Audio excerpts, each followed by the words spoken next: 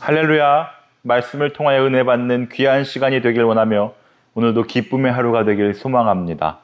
시편 147편은 전편 146편과 같이 찬양시로 할렐루야, 여호와를 찬양하라는 말로 시작하고 끝이 납니다.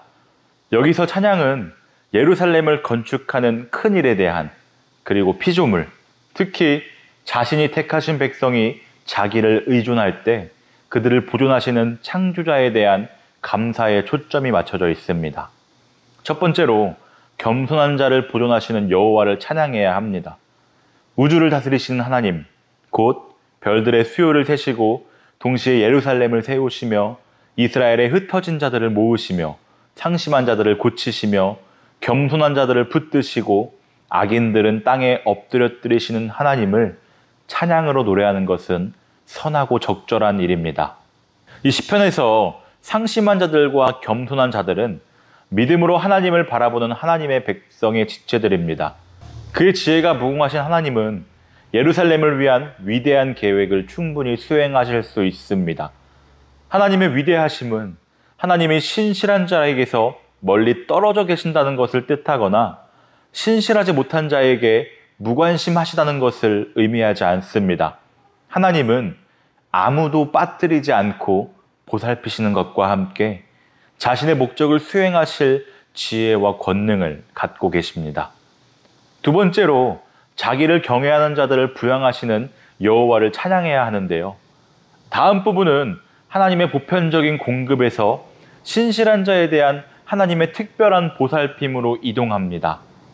경건한 자가 안전한 것은 전사의 말이나 그들의 다리처럼 그들이 우수한 힘을 갖고 있기 때문이 아니라 그들이 하나님을 경외하고 그의 인자하심을 바라고 또 여호와가 그들을 기뻐하시기 때문입니다.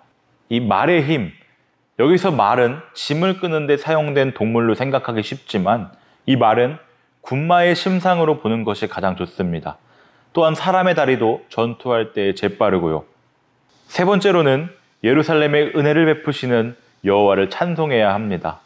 하나님의 모든 백성을 상징하는 예루살렘은 오로지 예루살렘 사람들에게 안전과 번성을 제공하시는 여호와를 찬송해야 합니다.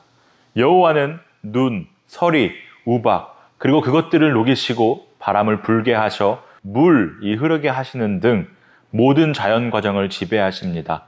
여호와는 자기 백성에게 평안과 아름다운 미를 충분히 공급하실 수 있습니다.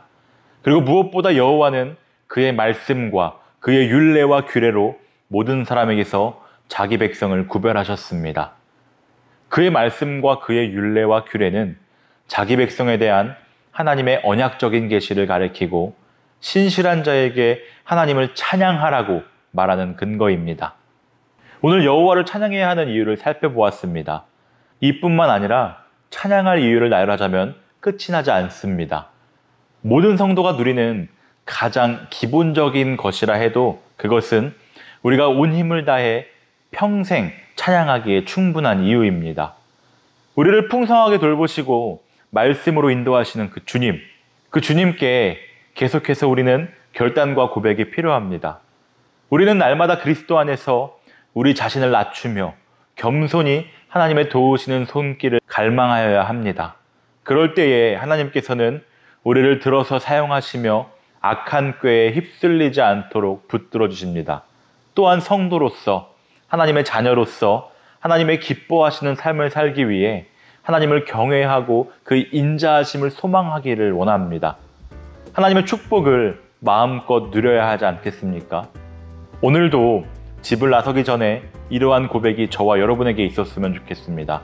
오늘도 내가 주님의 기쁨이 되길 원합니다. 라고요. 우리에게 베풀어진 풍성한 은혜를 기억하며 오늘도 주 안에서 승리합시다.